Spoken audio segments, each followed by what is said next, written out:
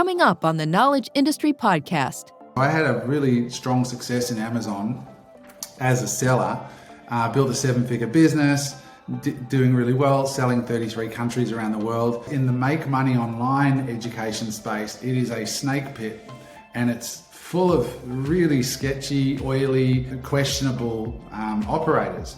And so I was really wary and aware of that. And the reason I decided to go forward with it, aside from the entrepreneurial business reasons, my formula works. And to the point now where our students have done $1.5 billion in sales on Amazon. Amazon is actually a process that you can learn. Today's guest is Adam Hudson, who's built a string of multi-million-dollar businesses. Now through his company Reliable Education, he's teaching people how to build a business selling on Amazon. But get this, he spent $100,000 just on making the videos for his free training. So what is the opportunity for people like you and I on Amazon, and how is Adam teaching people to take advantage of that?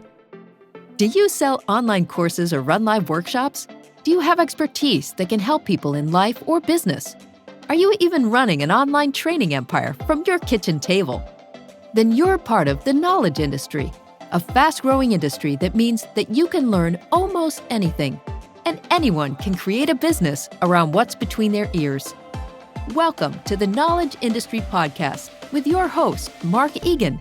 So Adam, thanks for joining us. Whereabouts in the world are you exactly? Describe the scene. I'm on the beachfront at the Gold Coast of Australia, which is about an hour flight north of Sydney on the east coast of Australia. And I'm right here on the beach, so it's beautiful. Living the dream and living the dream. So I've been to Australia. I went to Sydney, which I thought a fantastic city. Went to Canberra, which doesn't feel like the capital city when you've been to Sydney, but fantastic place. I've never been up to Queensland. Are you affected by the lockdowns and all that kind of stuff that's been happening?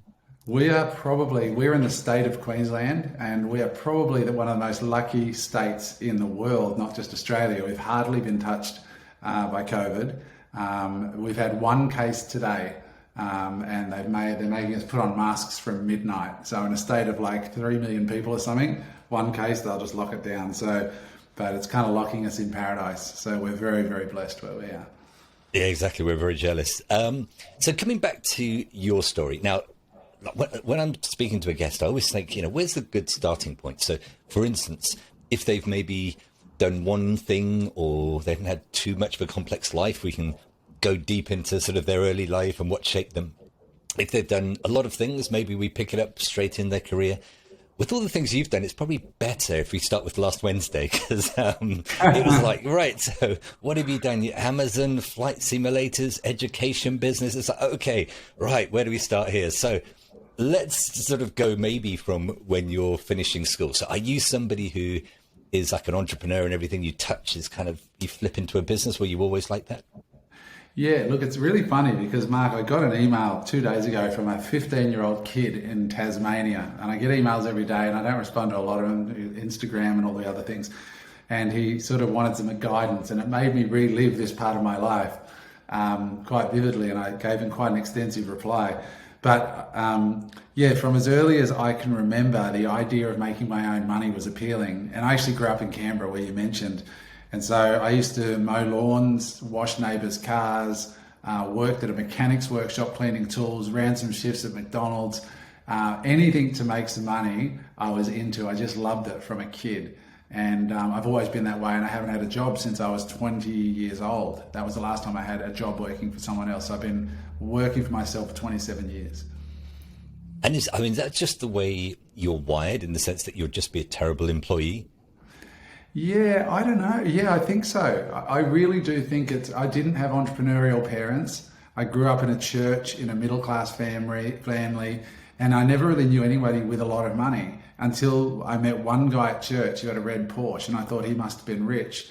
And that was my first encounter with somebody who was financially successful and was a priority in their life. Prior to that, I just come from my parents are both English. I come from a working class family. Money was never an issue. Like, we weren't rich, but we weren't poor. It just wasn't something that was central to our lives, so to speak. But once I discovered this idea that I could, create a business and make my own money, I've always been excited about that idea. By the way, I wasn't knocking Canberra. I was just saying that Sydney felt like the capital city. There's nothing wrong with Canberra. Canberra's fine. So just before you cut me off there. So what was the first business that you set up? Because, like I say, there's been a whole chain of different ones. Obviously, some worked, some didn't. What was the first one that sort of really kicked it off for you? Oh, look, I mean, I at church, I got recruited into a multi-level marketing thing. Somebody told me I could sell products all over the world. Turned out to be Amway. And what I got from Amway was personal development. I learned to read. They handed me a book called The Magic of Thinking Big and said, read that. And that was the first book I'd ever read that I enjoyed, apart from some, Roald Dahl books and things at school, And I loved that idea that I could set goals and do all that sort of stuff. But I think the first business that was a real business was when I was in my early 20s. I think I was 20. And I was reading a magazine, an American magazine called The Robb Report, which is sort of a magazine for very rich people, or those who want to be and like looking at those things.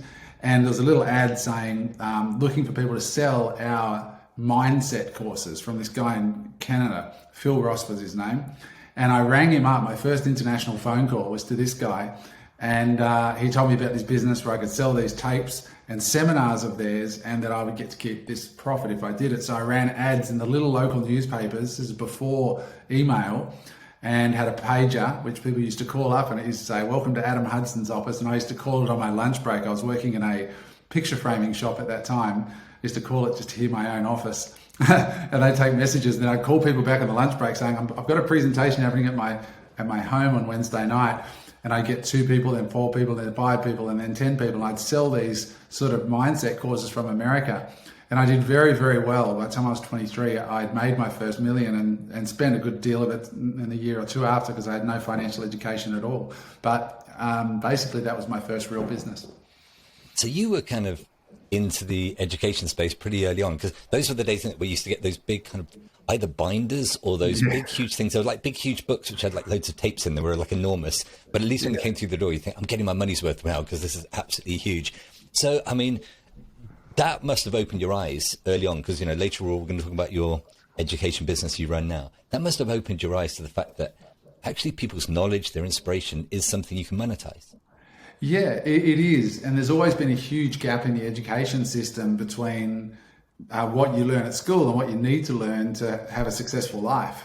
And so I was involved in that industry. And then at the age of 30, I think it was, I said, all right, no more of that industry. I want to go and build what I call a real business, with staff and products and cost of goods sold and all that sort of stuff. And then I spent the next 10 years in traditional business, not information products, because I wanted to see if all this stuff I'd learned would actually apply in business outside of this industry where you're selling books and tapes and things that have really very low cost bases.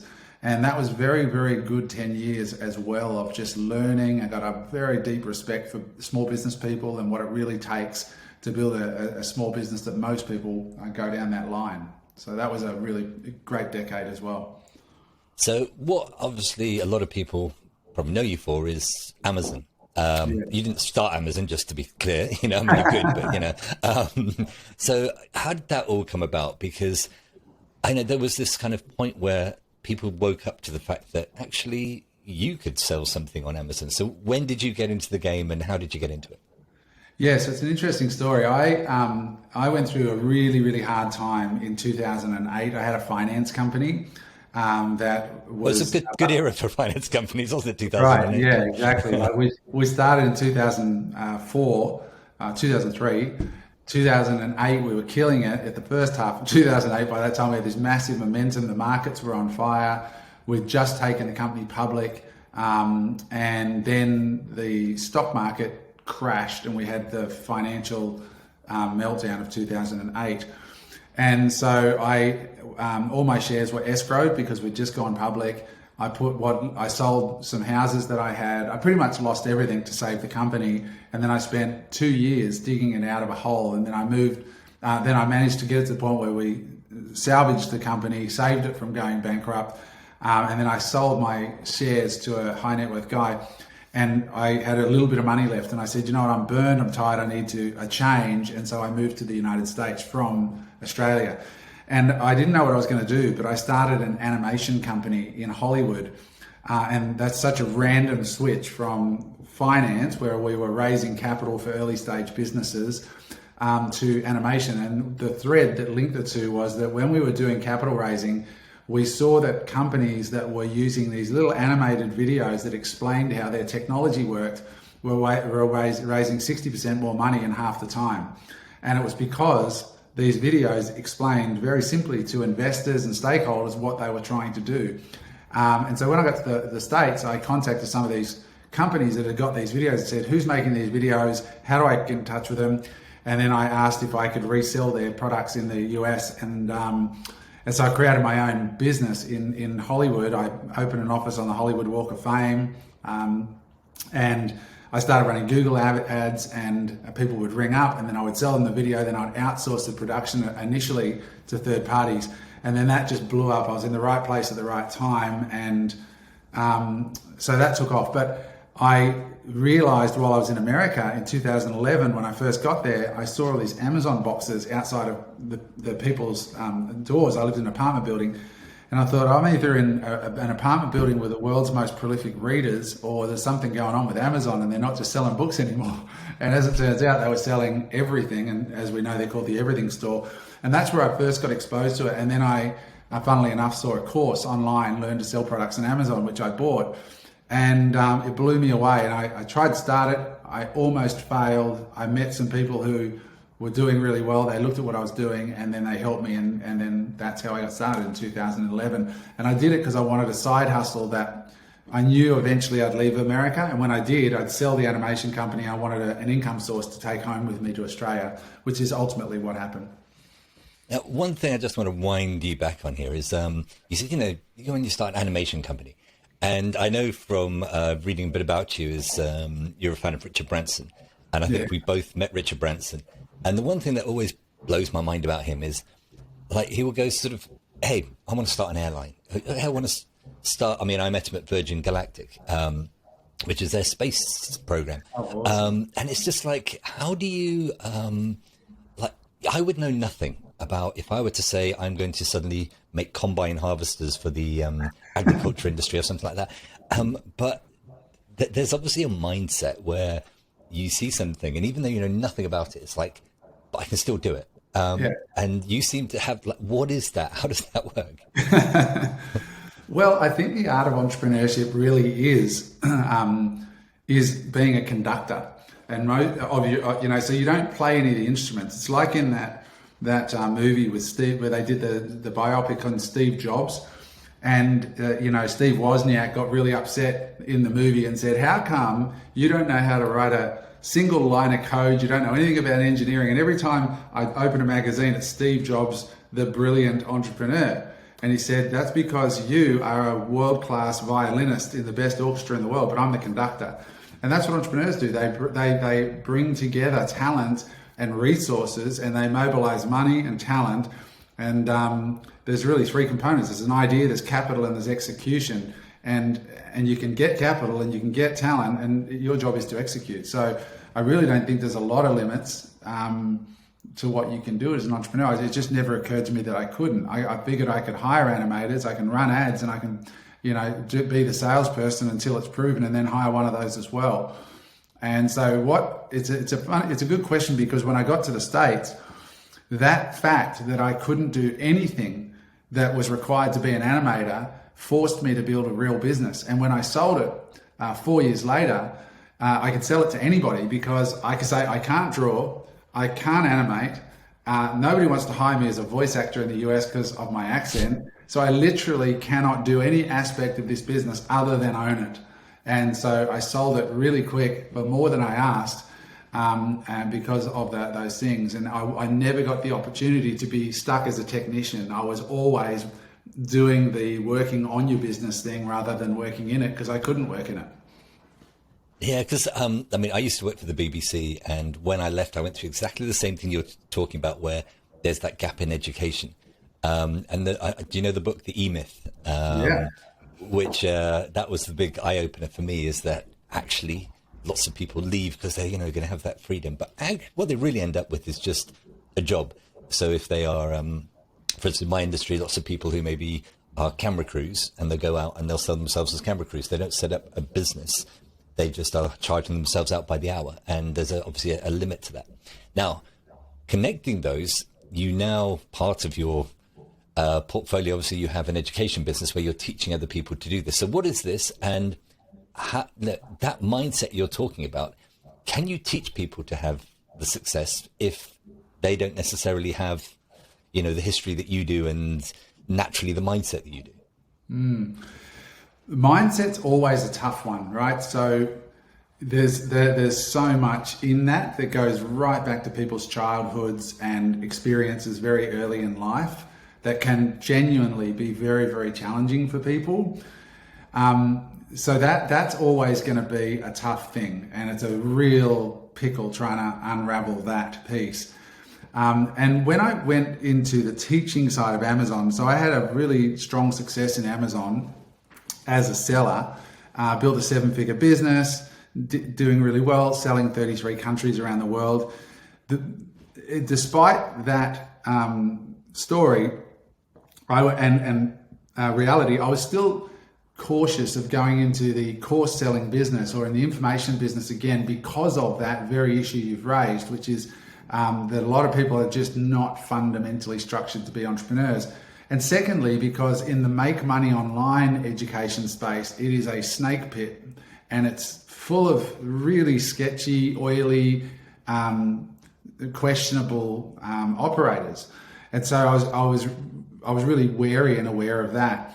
And the reason I decided to go forward with it, aside from the entrepreneurial business reasons, which selling courses, if you get it right, is a profitable business because it's high margin and all that, most of the money is in traffic and staff, was that Amazon is actually a system that you can teach. As long as they're willing to sort of learn the fundamental principles, they're still going to make mistakes. They're still going to have biases that they have to learn through doing. But there is actually a process to identify legitimately through a combination of soft and hard skills to sell. And so I decided, yes, and my formula works. And to the point now where our students have done $1.5 billion in sales on Amazon, measured through software that we use. So it's not just a made up number. So we have a system that works. And so that last piece, yes, that's always going to be there. But Amazon is actually a process that you can learn. The old idea of social proof. I love the way you just dropped in there, like 1.5 billion. It's like, that's just a nothing number really. But what that does prove also is lots of people I've spoken to said, if you got into Amazon 10 years ago, yeah, fair enough. But now it's saturated. You've missed the boat. What would you say to them? Yeah, that's a great question. So I'd say two things. First of all, I'd say three things. First of all, they said that when I joined in 2012. They were saying you should have joined in 2008, 2007. That was the time, right? Second of all, Amazon has quadrupled in size since I joined. So it's gotten substantially bigger. And then there are markets like Australia. So Australia opened 4 years ago, and they did only 14 million in their first year. By the fourth year, they did 1.1 billion. So they grew 65x. Now, Australia is 1/13th of the size of the US. So if you put the US revenue of Amazon and you put the Australian revenue of Amazon at $1 billion, there's still 30x growth in Amazon Australia, which they're predicted to hit by 2030 over the next 9 years, just in this marketplace. And there are products on Amazon Australia right now, like, for example, car covers. So in the US, the top car covers do $200,000, $300,000 a month per car cover. And there's 50 of them on page one. Now that's a category you could never get into today for the average punter. Because you need 3 months of inventory, for example. You go in, you need to be in stock 3 months. You need, a lot of money just to enter that marketplace, to be in stock and last. But in Amazon Australia, that same thing might do $10,000 or $15,000 a month, right now. And there's like 3 competitors. They can't even fill the first page, and nobody's advertising. So there's these huge opportunities in markets like Amazon quickly Australia. Making a note of this. By the end of today, I'll have some car covers on Amazon Australia. No, This is something I teach right now, is that like Amazon Australia is like, and people don't realize in America how wealthy Australia is as a small country, but there is literally products right now doing $5,000 and $10,000 a month on Amazon here that will go up 10x in the next 5 years just by virtue of Amazon's organic growth here. In the US, it's a different game. You've got to be in the game has changed. Amazon is a race to the bottom price-wise. That's the power of market economics. That's how they grow. So small sellers have to be very savvy. They have to be very selective about the niches they go into, and they have to innovate in a way that they can protect, ideally through a patent or something like that. And if you can do that, and it's not as hard as you'd think, we actually teach people how to do it, how to patent something so it's something unique about it. You can have a very profitable business in the US still, just a little bit more work at the front end. So, I mean, that's physical stuff. What about digital products on Amazon? I mean, like courses, books, digital books, that kind of stuff. What's your take on that? Yeah, we don't touch anything in the digital space. Amazon marketplaces, unless you go to like Audible, which is a subsidiary of Amazon, there's very few digital products available on Amazon marketplaces or physical. So we only deal in the physical product space.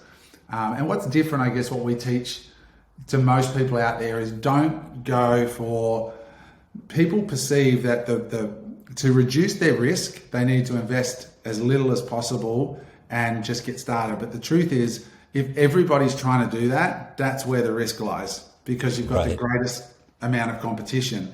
It's actually far less risky to go for a higher priced item because you haven't got like tens of millions of Chinese middle class university students who are trying to get their finances on the go, competing with you for like trying to sell rubber door stops or, you know, things like that you can buy for 50 cents and sell for $5. There's millions and millions of people trying to do that, you know. Well, not millions, but hundreds of thousands of people trying to do that, as opposed to creating a quality product that might sell for $50 or $100 or even $200, lower volumes, far less competition, and just much higher gross dollar margins, not percentage margins, but gross dollar margins, which gives you ad budget if you need it. So, you know, if you're selling like an iPhone case for $10, a click on Amazon might cost you, let's say 80 cents or $1. If you're selling these stand-up desks that I'm in front of right now, the click only sells for $1 as well. The difference is you can buy 100 of them. If you're selling it for 300, you got a $100 margin. You can buy 100 clicks and still get out of this desk alive. Whereas you can buy 10 clicks here and you're done. You know, so it's really interesting.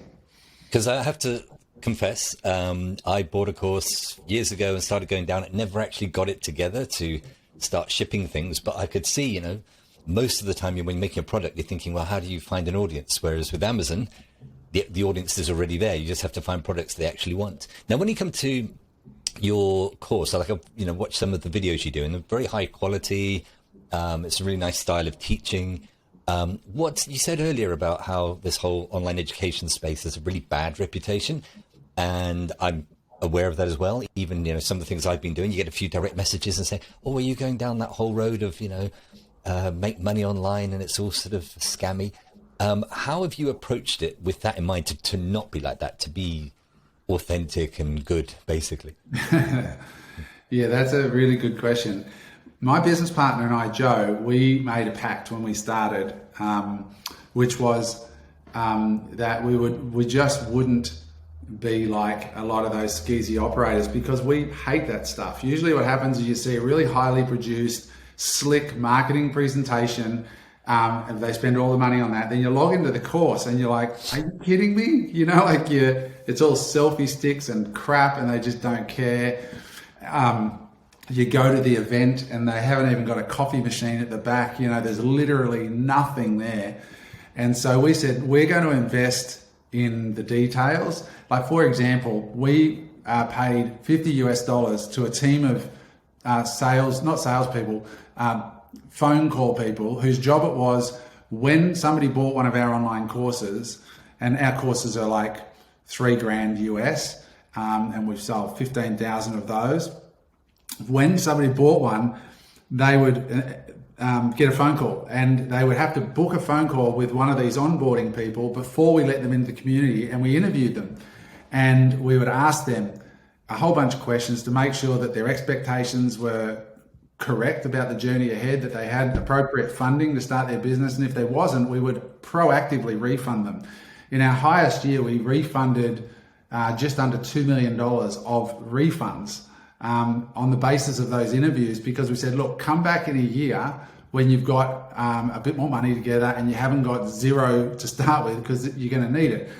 And word of this sort of spread, and then we started running events, and we hired, the former Prime Minister of Australia to come and speak. We hired, the captain of the America's Cup winning team. We hired Ida Buttrose, who's one of Australia's most respected businesswomen. We got the types of people you would never expect to see at these events. And we've spent $2 million to put an event on. We put on proper food and catering, and we spent $700,000 on catering at our last event.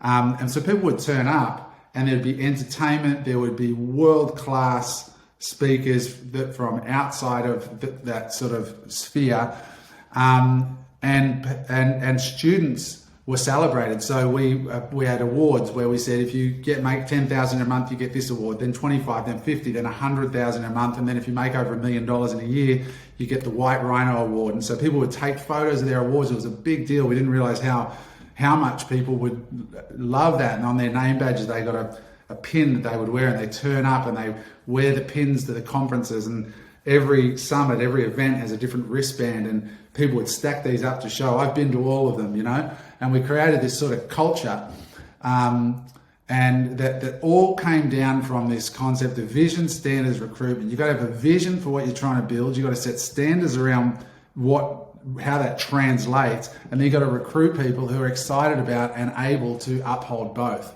And that's what we do. And we develop that reputation. If you look at our website, you look at these huge auditoriums and the testimonials and the results, it all just lines up because we weed all the dickheads out up front.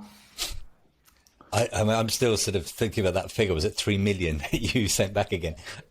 Which is so different, because literally I was just in a Facebook group the other day, and there was a high ticket course that was being offered, and people were putting in there about how they're hugely in debt and all this kind of stuff, and they don't have the money, and they're being egged on to say just find the money somehow and everything like that. And I can understand that, because sometimes you can take action, buy the course and whatever, but from that position of maybe being hugely in debt, some of the sales tactics were very kind of pushy. So I don't know whether you think in that situation, presumably you would say, look, if you're not ready for this, you don't have the money, get yourself sorted, come back in a year or something like that.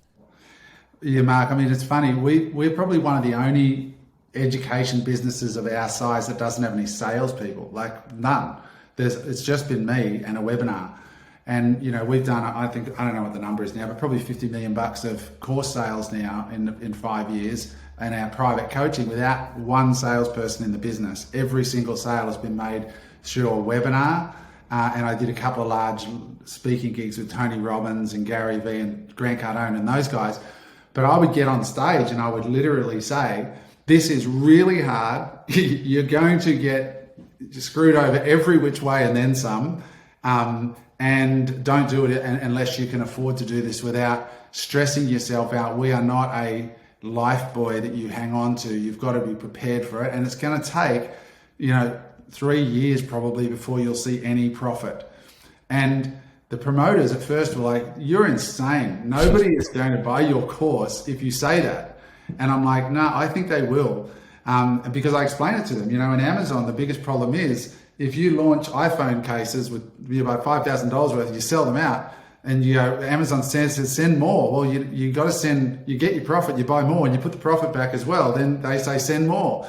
And they keep going. We got a student who was in a category, they just sold the business for several $1 million this year. They started off with 50 grand's worth of stuff, then it was 100, and then they spent 2 years figuring out how much potential was there, and in the end they were doing $1 million in a month selling a simple product. You just go, you got to be kidding me, right, on Amazon, because that's how deep the market was. And so you don't have any money, because it's like Nike. If you read the book of Nike, Phil Knight said, I was broke until the day I took the company public, and we were doing $240 million a year at that time, and I was still broke because all his money kept going into more inventory.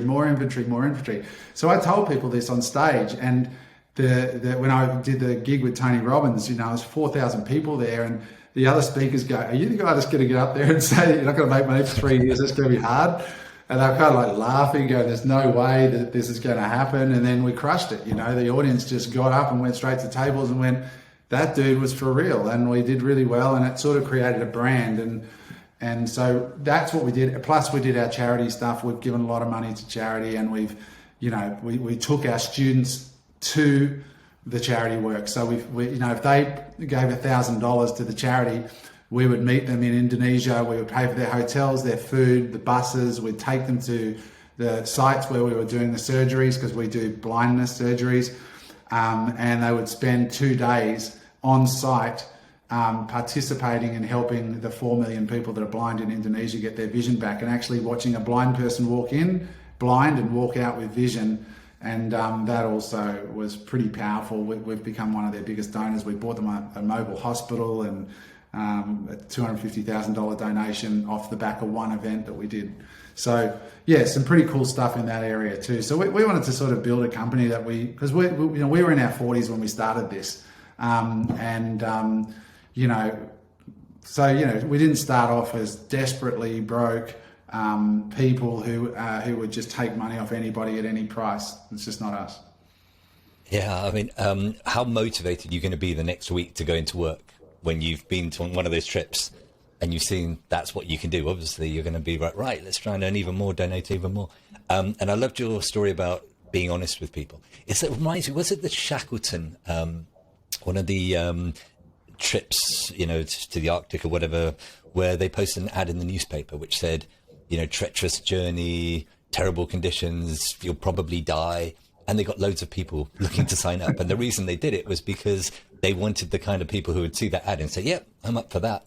So it sounds like, yeah, being honest is actually better. People believe you more.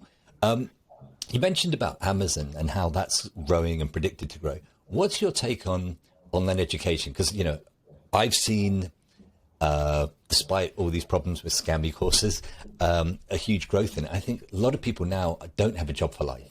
They're often having to reskill. They're having to learn new things. I mean, I always use the term toll road education, because people say to me, why, you know, it's no good teaching stuff online because everything's out there on YouTube. People can learn anything for free.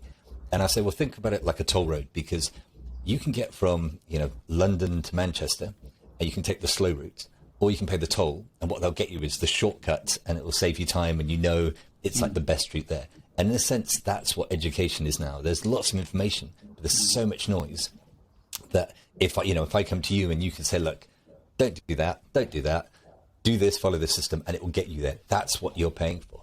So what do you see the future of this whole kind of online education business? Yeah, look, you're spot on. I mean, it's finding a voice that you can trust. And the other big thing is community. People really want to be connected to other crazy people who are on that particular path. But there's an old saying, information wants to be free, and that's true. Unfortunately, it can't be at scale for most people. At some point, somebody's going to pay. You've either got podcasters and YouTubers that produce a high quantity of stuff, and then you pay for it through advertising or some other way, or you've got people who are just sharks who just go, and then there's some people who I think we are, that are genuine business people that are running a real business, that are trying to build trust, build community, and we bring and bring to it strategies that are actually measurable and work and make sense. But I think trust is definitely the future of it, and connecting with that sort of approach to it. There's many ways to sell products on Amazon, but you've got to find somebody who has a business mind and who understands where it's going and can say, like for example, in the US, Amazon has antitrust issues that are before the House, right? And they're trying to go them for antitrust. Now, as an Amazon course seller, you'd think I would be going, oh, that's so bad, they should know. I think it's actually the best thing ever for Amazon sellers, because Amazon has treated their sellers like crap for a long time. And I think there'd be nothing better than them getting a massive shake-up from the government. So this is the kind of thing that you're paying for, is to find people that have that sort of, I guess, approach to the business, and then other people are just salespeople the whole time. They're not to be trusted. And would you recommend just a couple of sort of things to finish up with? If somebody's, maybe a course creator and they're putting out their digital courses and they thought, well, it's kind of either or. Either you're going to go and sell some physical goods on Amazon, or you do your courses. Presumably from your background, trying different things is a good thing. But like if I just said, I bought that course, would you say, if you're going to start an Amazon business, go all in and that should be the main focus? Or is it something that you can kind of do on the side whilst you're doing other things? Definitely not going all in. So I think you should just do one side hustle, not several. But Amazon is a linear business. And what I mean by that is the steps that you have to take are one in front of the other. You can't create your product listing till you got your product. Well, you can't get the product till you've done the research. You can't do the research till you've got a basic understanding and education of what you're looking for. So you start with some education. Once you get the education, you need a little bit of software. Once you got the software, you need to start researching. Once you start researching, you got to start bouncing it off a mastermind of other people, students, to get that third perspective with you to sanity check your idea. Then you've got to reach out to suppliers who are then going to say, that's great, I can do that. And you're going to order, 5 samples from 5 companies, and you're waiting for a month. So it's not something that you can just go, I'm going to go hardcore and be live in a week. You can't. The first time through is going to take you 6 months, from education to having a product live. After that, scaling is a lot easier because all that groundwork's done and it's easy to build out or down. So definitely a side hustle. And have I always say to people, don't put pressure on yourself, because give yourself a realistic time frame to start something, and have expectations that don't make you feel stressed or anxious, or like if you go and say, I'm going to make 400 grand a year on Amazon in my first year, all you're going to do is burn out. You're better off saying, if I can make $100 a day by month number 12, if I'm up to $100 a day in profit, I'm winning, because that will quickly turn into $1,000 a day at the 3-year mark if you keep going. So that's sort of the approach we encourage people to do, is to set yourself up to win. And a huge part of that is setting expectations about the journey ahead that are realistic, and then stay the course. Now, I just wanted to check, is it true that you were behind I Love to Review? Yes.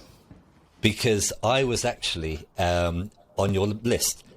So if anybody's not familiar with I Love to Review, basically you'd have Amazon sellers who wanted reviews, and then you could be on a list and you would get either free or discounted products. And you had to give a review. Once you'd given a review, good or bad, you would then get the next product. And there are still things around my house today that I didn't realize I needed. And then I sort of thought, that's interesting. I got that, gave it a review, and it was brilliant. So I remember at the time thinking, whoever thought of this is just pure genius. It's such a win-win, clever kind of business. So I just thought I'd throw that in there, compliment you at the end there, because I distinctly remember that, and I didn't know anything about you at the time. Just to wrap up, as I know you're busy, you've got to probably go and walk along the beach and enjoy the sunshine and all that kind of stuff. You said that earlier on that, a 14-year-old sent you a message and you wrote some sort of detailed advice. A lot of people now, especially with COVID, and maybe lost jobs, or they're at home and their whole life has been turned upside down, and might be listening to your story and think, yeah, I kind of would like to do that. What would be besides obviously buy your course, which we'll come to finish off, what would be your main advice that if you could, go back in time and tell yourself something, what's the big takeaway, the big learning point that you would like to get across to people? Yeah, I mean, you mean about starting your own business, right? Generally, Yeah, or in other starting words, your own? well, in a sense, pulling it all together, because it's not just a business, it's a lifestyle, it's an approach, it's the, Yeah, the charity work, it's the whole kind of, the whole package, because I think it's connected, isn't it? So if somebody sees what you've done and they think, right, I would like to start the journey to end up kind of doing what you're doing, what would be yes. your advice? So to answer that, just before I do, just for the people who are Amazon people watching this, back in the day with I Love to Review, that was legal. It's not legal anymore to do that. But back in 2013 and 14, you could actually buy reviews as long as they were ethically sourced. That's all changed now. Okay, to answer that question, yeah, look, I think there's a few things. Number one is really tuning into and knowing who you are. Like, what are your skills? What are you good at? What are you bad at? And you don't have to be good at everything. You just need to know what you're good at and what you're bad at.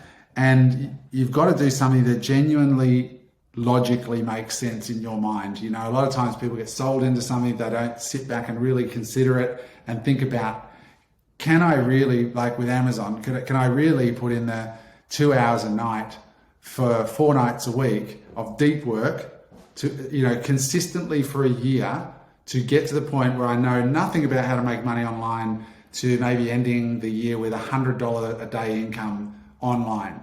Can I really do it? Will I really do it? And am I really prepared to make the sacrifice? And who do I need to make deals with around me in order to support that decision? So do I need to talk to my wife, my kids, and explain, hey, look, Dad's got to work from 8 till 10, and this is why I'm working, and I want to make sure that I'm okay with you guys if I'm left to do that work.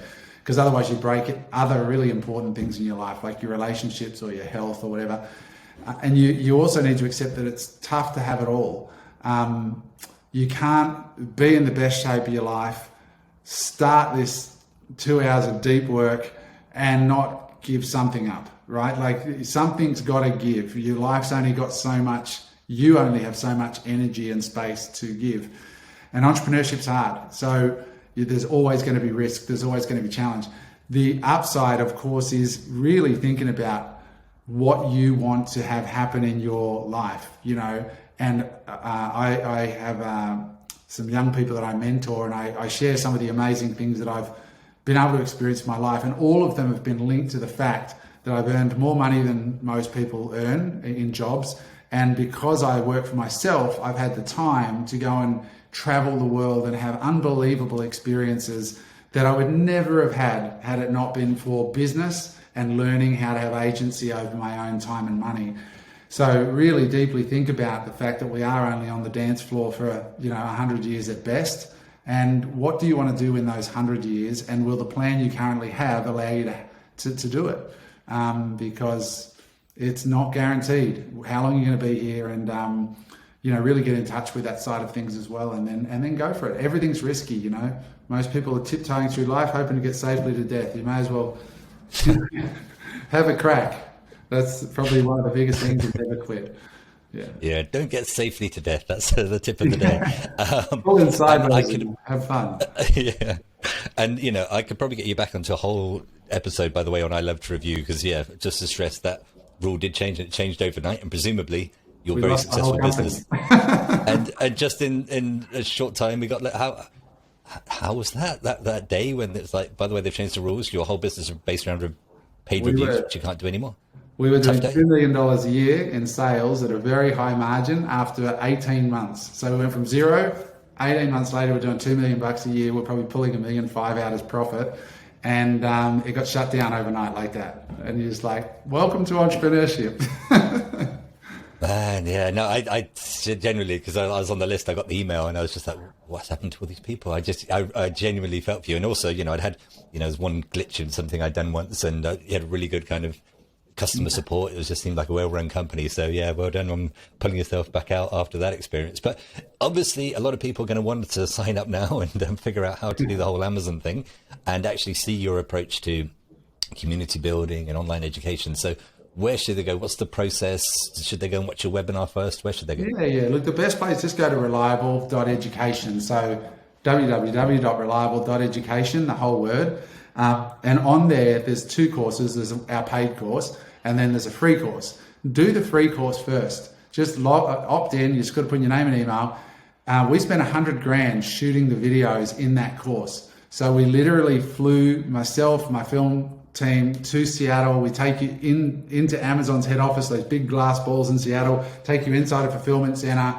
We show you how Amazon works. You meet successful sellers. I take you to my offices in Los Angeles. You meet the software companies that we use. It really gives you a very, very good insight into our methodology and how it works. If it resonates with you from there, then you'll be invited to buy the main course. And if not, keep looking. But that's the place to go. Just go and check it out there.